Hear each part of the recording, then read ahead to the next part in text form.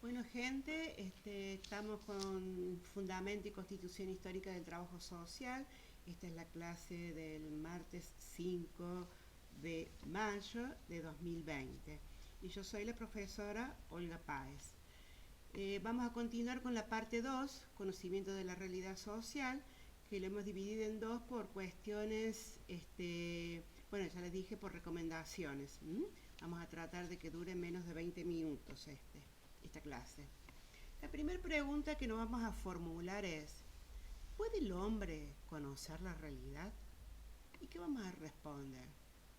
Sí, pero seguramente los resultados son totalmente diferentes. En esta clase los conceptos que se presentan son innumerablemente más complejos de lo que podremos abarcarla en una clase de fundamentos. Seguramente lo verán con mayor profundidad en filosofía y es posible en economía. Bueno, pero para una mayor profundización no quedará más remedio que remitirse a la bibliografía. El primer concepto que Marx expresa para diferenciarse de la dialéctica hegeliana es: no es la conciencia del hombre lo que determina su ser. Por el contrario, el ser social es lo que determina su conciencia. Y vamos a tomar una cita de Louis Althusser, filósofo francés, nació en la Argelia francesa, y que dice: puesto que no hay lecturas inocentes, empecemos por confesar de qué lecturas somos culpables.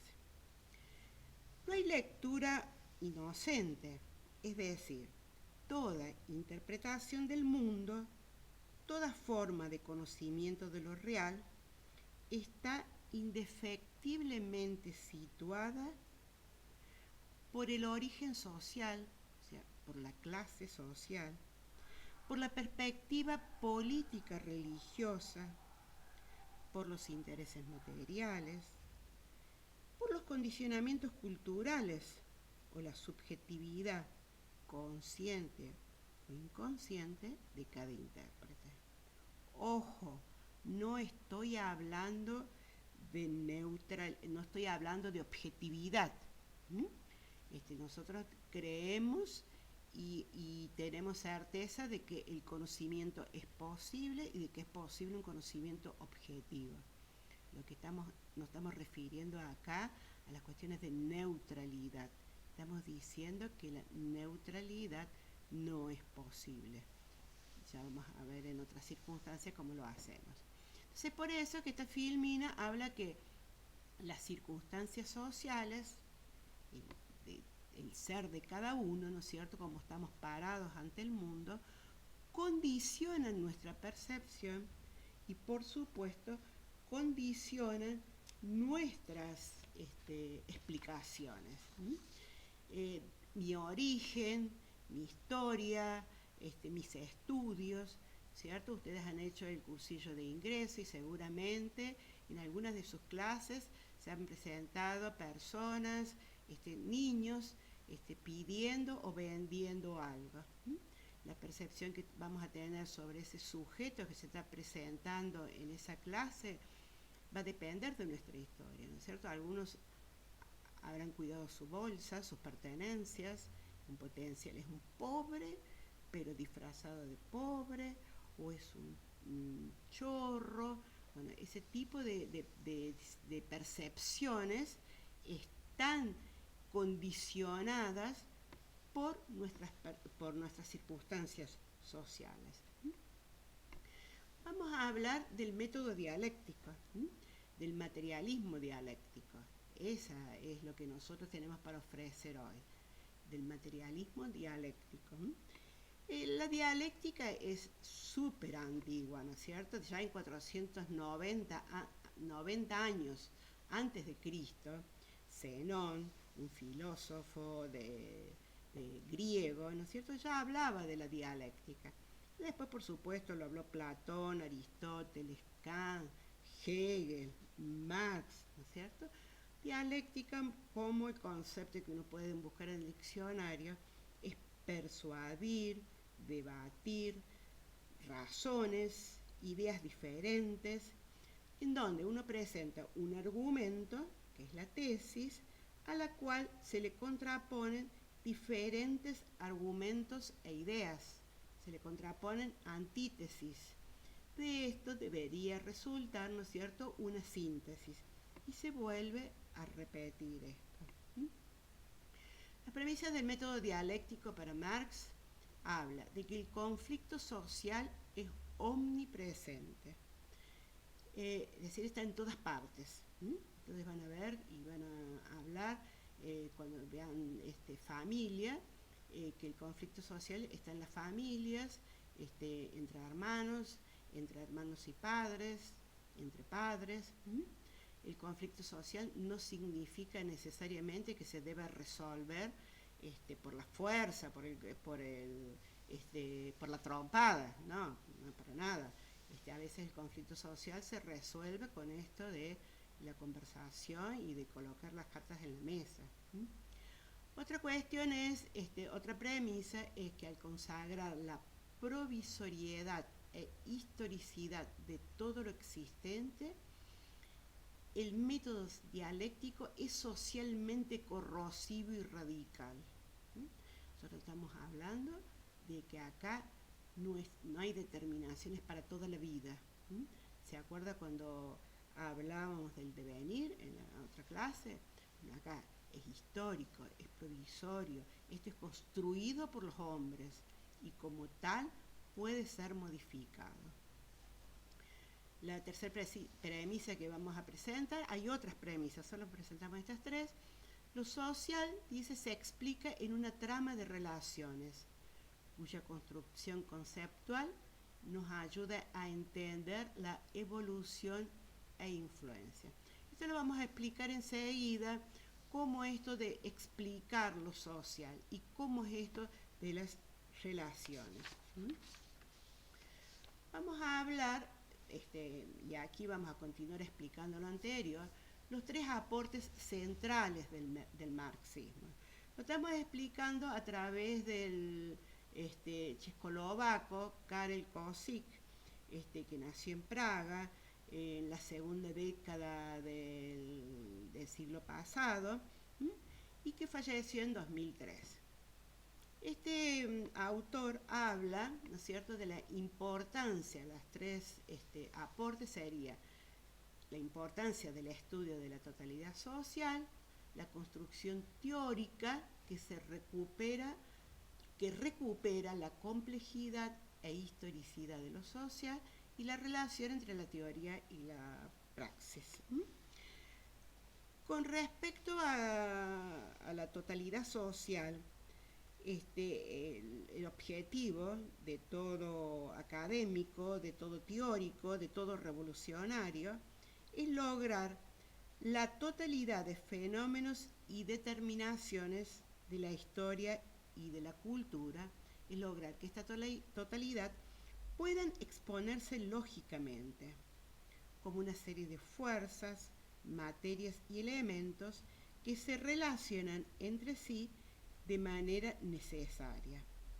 Observar el fenómeno como un todo y no de manera fragmentada.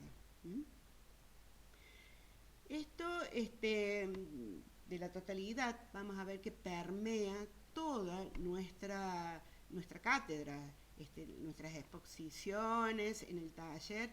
Vamos a hablar del concepto de totalidad y de praxis. La construcción teórica, que vamos a recuperar lo social teóricamente, es intentar, es el desentrañar, ¿no es cierto?, los aspectos, las determinaciones principales. ¿Cuáles son las determinaciones principales en este fenómeno, en este problema? ¿Cuál es lo secundario? ¿Cómo identificar el hilo conductor que dé sentido a este caos que no consigo entender esto de la realidad?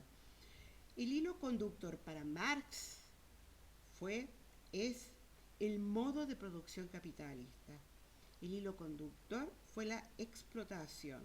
Él decía que no puede comprenderse ningún fenómeno al margen del proceso de su devenir. Y a su vez, no puede comprenderse ningún proceso particular si no explicamos esa necesidad interna propia de todo proceso más abarcador. Está relacionado el contexto universal y lo social, está relacionado y orienta o produce influencias en las determinaciones de este proceso más particular. La relación entre la teoría y la praxis. Usted fíjese que al lado yo escribí la tesis número 11 sobre Feuerbach, que es muy famosísima, seguramente ya la han escuchado, y que dice: hasta ahora los filósofos se han limitado a interpretar el mundo.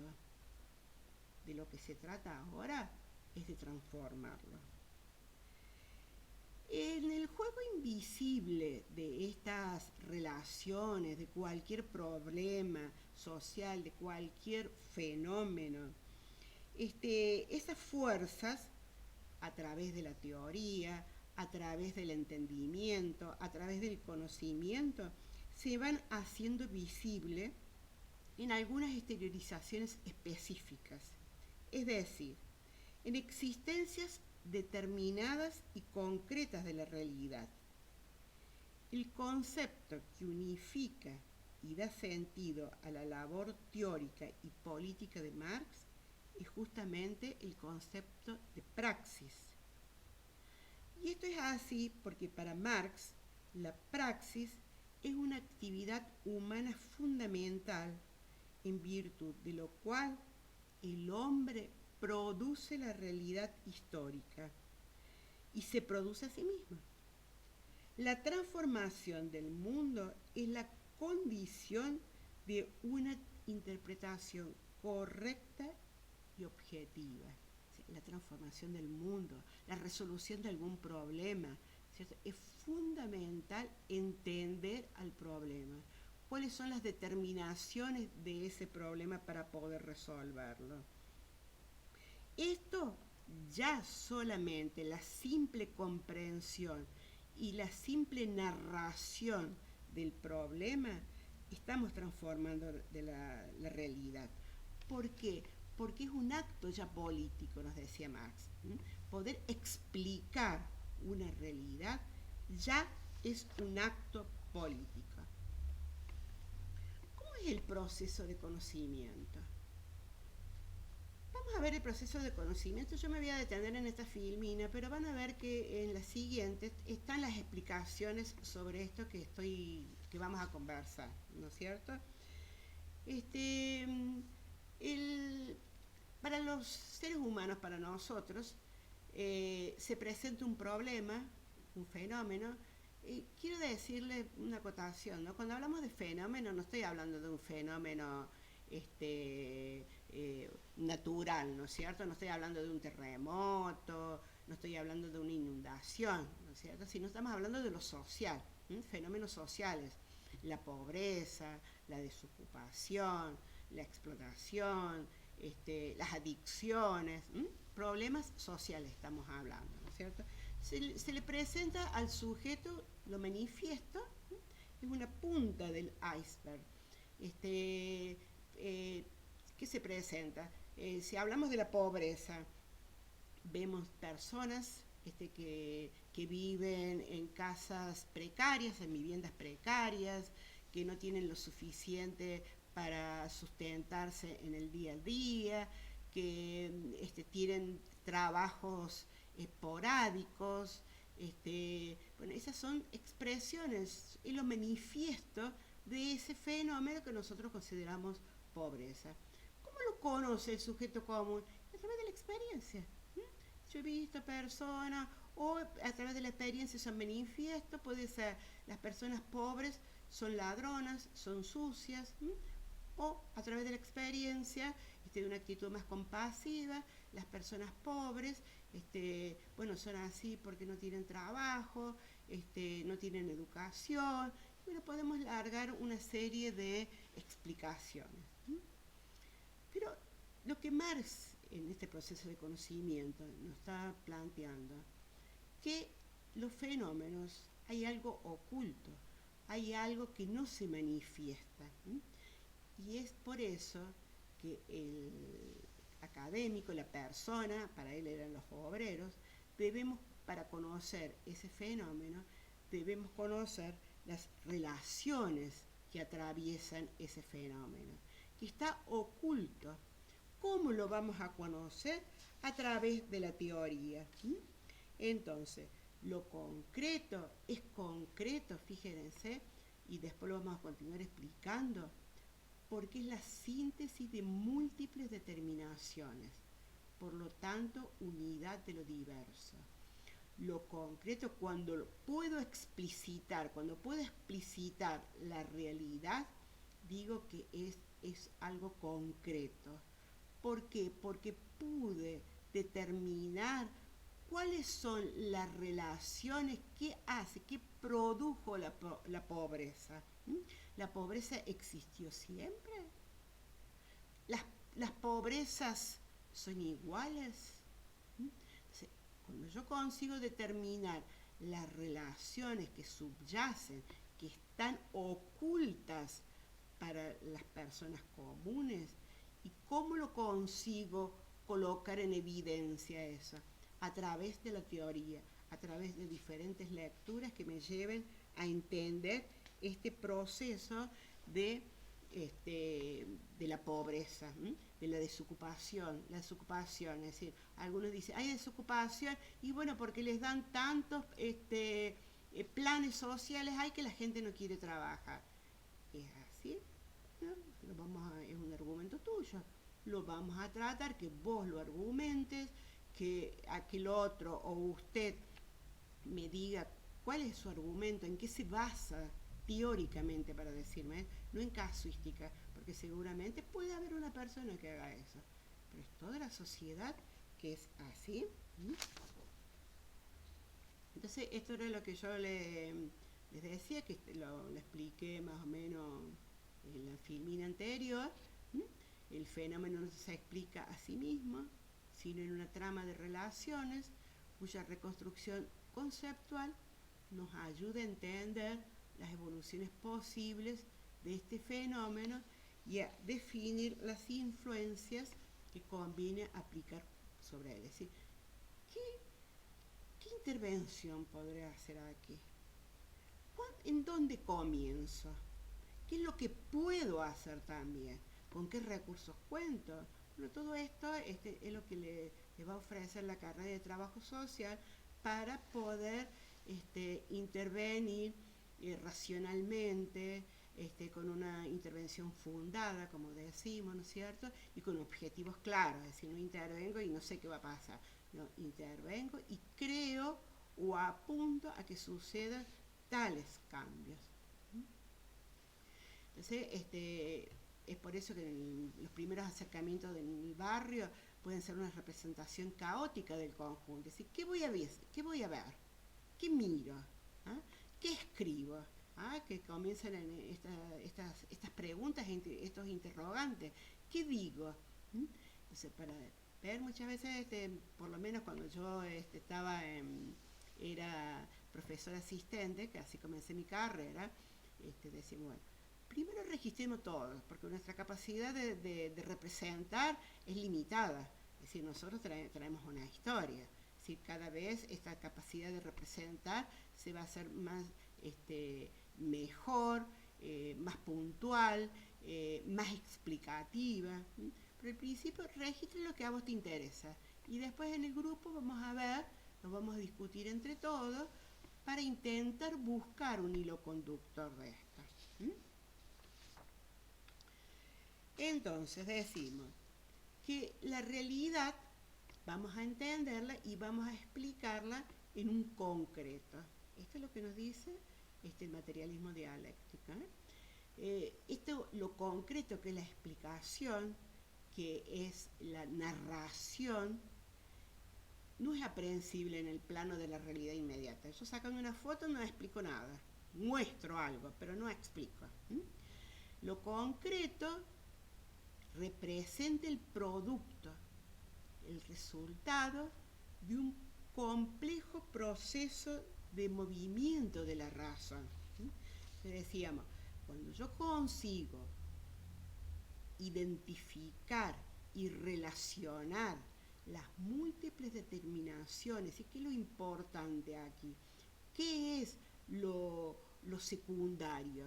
Lo importante es esta explicación y esta forma de entender es para todos los casos que se le presenten. Es decir, hay un conflicto familiar. Bueno, yo no voy a sentar a la víctima y el victimario, pero tengo que tratar de entender qué es lo que está pasando, lo separaré, ¿no es cierto? Y ver si es posible una resolución a través del acercamiento o no. Es posible que tengamos que ofrecerle a la familia o a la mujer capacitaciones, fortalecimiento de ella misma, para poder llevar fortalecerlas para que esa denuncia que se hizo no se diga como decimos a veces, o dice la gente, dice, fueron, tiene un botón de antipánico en el bolsillo y está de brazo con la pareja. Ver cómo se resuelven este tipo de problemas que se presentan. Entonces decimos que lo concreto es concreto porque es la síntesis de múltiples determinaciones. Por lo tanto, unidad de lo diverso. Esta unidad de lo diverso se da en el pensamiento. Se presenta como un proceso de unificación como resultado y no como un punto de partida. Es un producto del trabajo de elaboración que transforma intuiciones y representaciones en conceptos. O sea, ¿a qué resultado llegamos? Que nosotros podemos acceder a la realidad no oliéndola, tocándola, trayendo un pobre a mi casa y lo describo. No es así, sino decimos que nosotros vamos a hablar de ese concepto de pobreza, se va a transformar en un concreto pensado, ¿cierto? Cuando podamos dar cuenta cuáles son las determinaciones, por qué existe la pobreza. La pobreza existe por la explotación. La pobreza existe porque hay inequidad en la distribución del ingreso. La pobreza existe porque hay desempleo. Cuando nosotros consigamos determinar eso, nosotros lo vamos a transformar en un concreto y vamos a poder intervenir. Esto no lo tenemos que hacer nosotros solos como trabajadores sociales. Otras profesiones, otras disciplinas nos van acercando conceptos que nosotros lo debemos trabajar.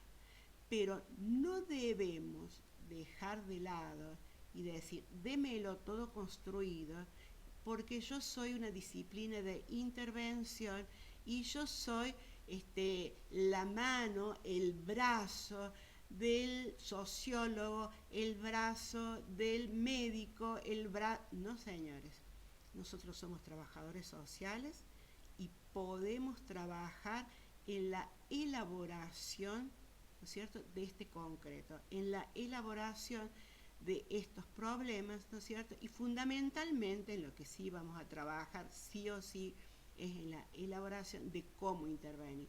Y si no entendemos cuál es el problema, muy difícilmente podamos intervenir adecuadamente. Bueno, continuamos, ¿no es cierto?, con la misma bibliografía. Karel Kosick, recuérdenlo, búsquenlo. Hay una ficha de cátedra muy resumida que también la pueden trabajar. Bueno, chicos, gente, nos vemos la próxima semana.